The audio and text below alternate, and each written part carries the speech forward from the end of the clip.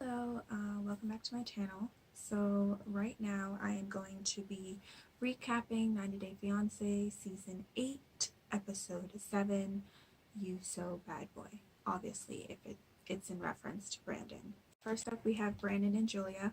In this episode, Brandon's parents left for the night, and Brandon and Julia did not hesitate to take advantage of the time.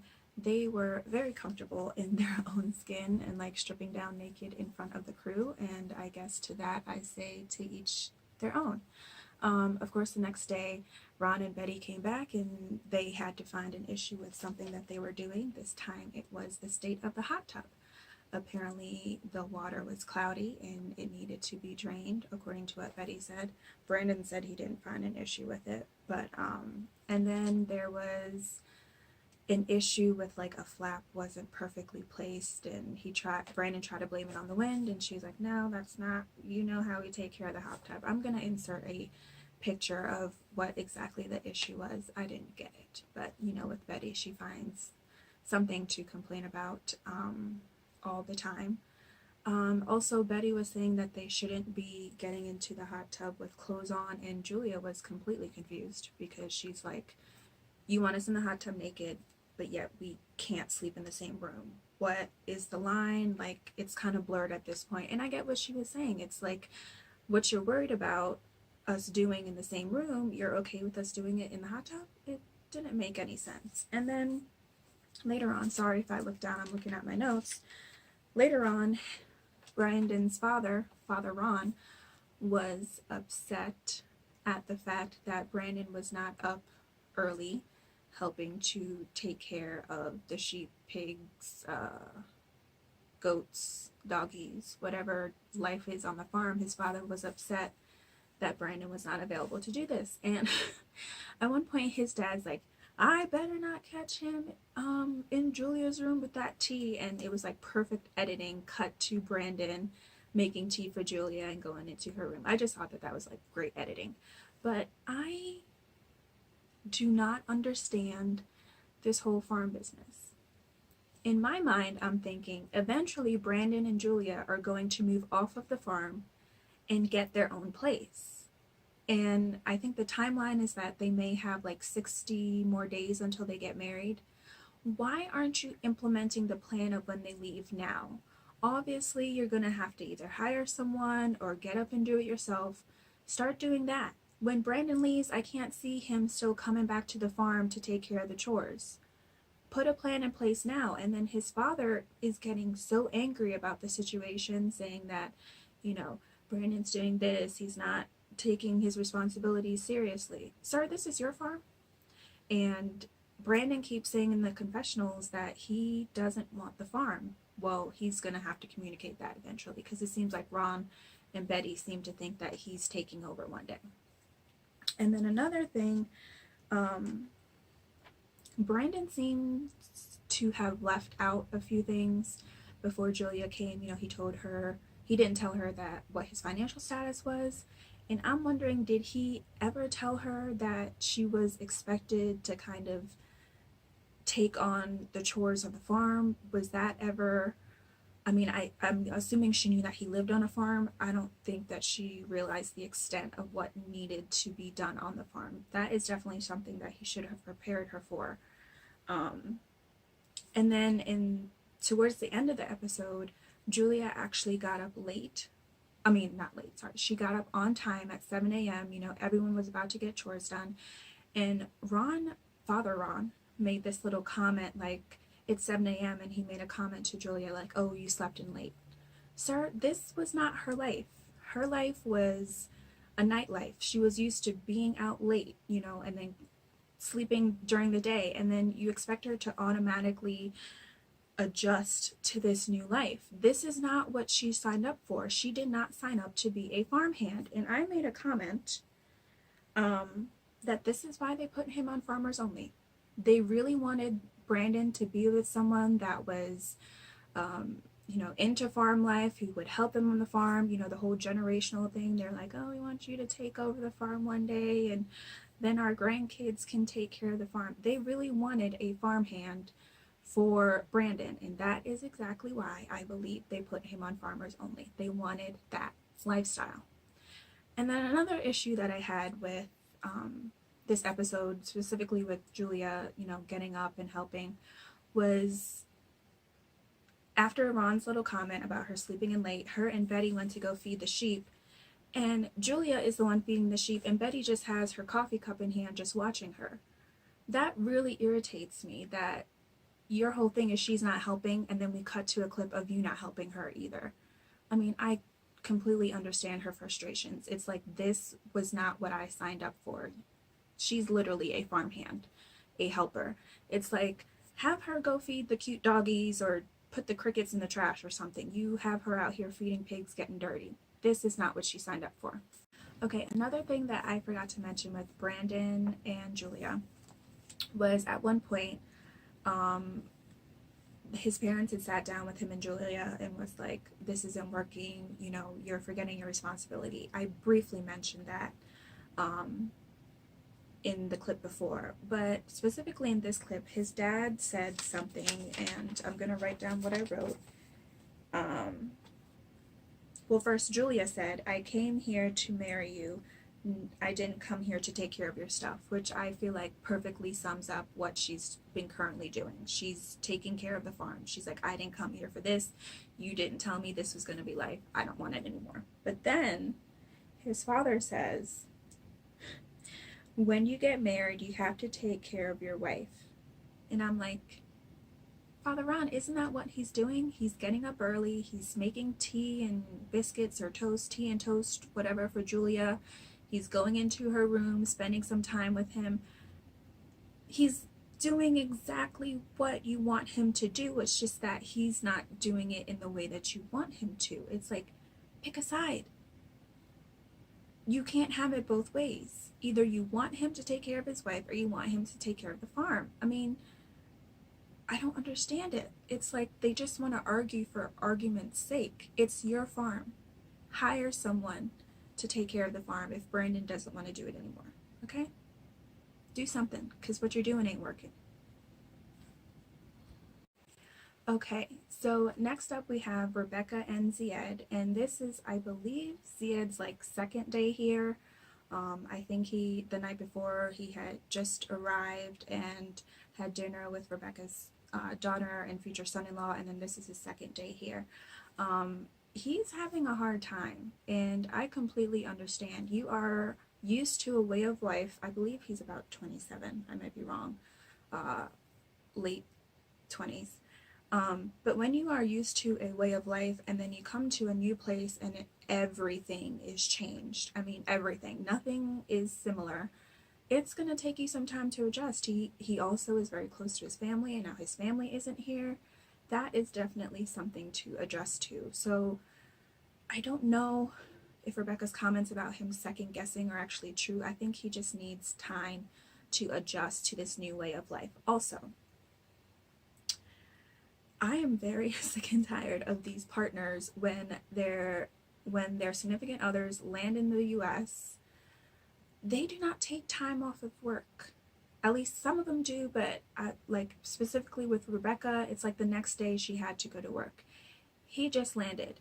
Can we normalize taking like 3 days off of work, 2 days off of work or something? Show him around, show him things that he can easily walk to, take him to a grocery store. I mean, he literally just sat in the apartment the whole time, made coffee. I mean, he just got here, take some time off, show him around, take him to a park, I don't know, movie, something. Let him see what he's moved into. Just sticking him in an apartment, I would be pissed, but that's just me. Okay, next up we have Mike and Natalie, and I think I can say for everyone that I am so confused about this couple. I don't understand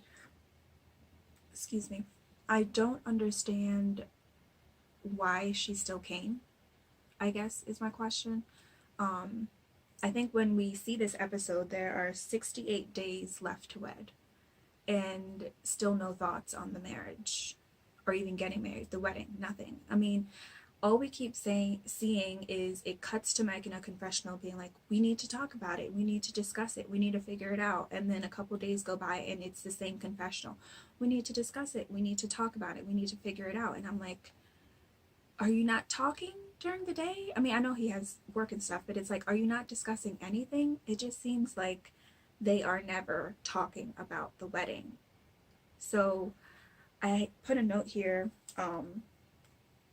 As much as Natalie gets on my nerves, and she's going to get on my nerves later in the episode if you saw it, but as much as she gets on my nerves, the unknown has to be scary. She really doesn't know where Mike's head is at. She doesn't know where the ring is at, which we saw in this episode, her searching everywhere for the ring. A little invasive, but you know, to each their own. But she really does not know where they stand. And their chemistry just seems completely awkward to me. I don't get it. It's like they talk about nothing. I don't know if it's editing and they're just editing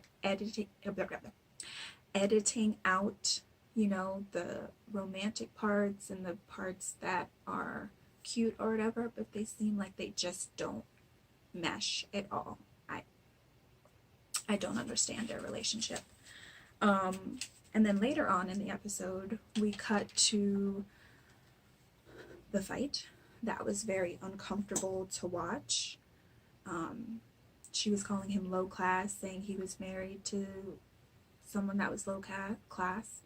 I didn't even know Mike was married. Can someone comment below if he was married and I just totally missed it? Yeah, that fight was very uncomfortable. He hit her back with, what class do you fit in? And that really stopped everything and shut the fight down. But it was very uncomfortable to watch. You know, at one point she's trying to kiss him and he's like, don't touch me. And then he tries to go be touchy-feely and she's like, don't touch me. It was uncomfortable is the word of the day to describe that fight. It was very weird to watch. Yeah. Okay, next up we have Jovi and Yara. I really like them. I think they're cute. But in this episode, Jovi is still gone, and so Yara goes out to lunch, coffee, brunch, snack time. I think it was like snack time, coffee snack. Okay, snack time with his mom and aunt. I think his aunt was really nervous because she kind of came off as like uninterested in the whole conversation. It was also like a talking dynamic where I don't know, they looked uninterested on both sides, Yara and his mom and his aunt. They just looked uninterested, like they were forced to have this coffee break. I did not like his mom's comments. His mom made it seem like Yara was, all of a sudden, she's an opportunist just because she was engaged before. And I didn't like that. You didn't have that thought in your head, you know, 30 minutes ago or 2 weeks ago when you first met her, and now all of a sudden she's an opportunist because she's been engaged before. It's like, what? How do those two get together? They don't mesh at all. A lot of people have been engaged multiple times or married multiple times. That doesn't mean that they're looking for an opportunity. That didn't seem right to me at all. And then later in the episode, we find that Yara might be pregnant. And on one hand, she was, you know, she was scared, basically. She was like, what is this? This is very scary. She was confused, to say the least. But I think next episode, we find out exactly what's going on. So stay tuned. So now we get to Andrew and Damir. And I think people have been dubbing them like Colty and Larissa. I don't think they're that. I think Andrew is his own person, to say the least. I put down in my notes, has Andrew changed at all? Exhausted all efforts from the hotel room? Seriously, we never saw that man leave the hotel room until after he found out that Amira was not detained anymore. I don't know if it was editing and they just left the clips in there, but why didn't you go to like an embassy or try to hire a translator or go to the concierge? Something other than the phone? He did not exhaust all efforts at all. And I would have been pissed if I was Amira. You did nothing for 3 days. Essentially nothing. And then they showed they did like a phone interview with Amira, and she said that Andrew never checked in with her to see if she had landed safely when she was put back on the plane from Mexico. I I don't know how this girl is still tolerating this man. Like, I was detained for 3 days. I didn't talk to you. When I talked to you, I told you I'm being put back on a plane. Now you're not even checking in with me to see if I landed safely. Hey, where are you now? How are you feeling? Can I get you any? I mean, I don't know what he could get her, but can I do anything for you? I mean, this relationship really does seem to be one-sided. And I think what I wrote down was she had mentioned that Andrew said that if Amira didn't come to the US, he stated that he was going to resent her forever. And I put, she has been traumatized now. She was in a detention center. She has been traumatized. How could she then now move forward with Andrew without resenting him? I mean, the littlest thing could blow up into an argument. I mean, resentment is going to be coming from her side. At least if that was me, I would definitely resent him. Like, hey, remember when I was locked in a detention center for 3 days because of you? You know, that would be my argument to anything. I don't see how they could ever move forward from this. I just don't. I completely forgot about Tariq and Hazel. They are like dropped in every now and then. I don't know if it's because we've seen them before, but we also saw Rebecca and Ziad, so that's not really a reason. But their clips are like dropped in every now and then. They don't really have a long arc in episodes, but they're still discussing the whole girlfriend situation. And Hazel actually said that she felt jealous and left out because Minty and Tariq spoke Thai. I'm just not sure how they move forward with another partner if jealousy was an issue before. I think she had mentioned, oh, she wants an American girl and he kind of wants a Thai girl. I'm not really sure how you compromise on that. I just don't know how another person is going to fit into their relationship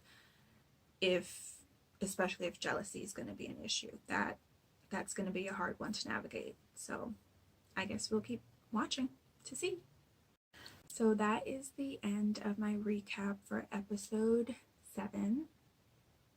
I have recapped other episodes, which will be in the eye. Be sure to check them out. Yeah, episode 8 coming in hot soon. Like, comment, and subscribe. Thank you.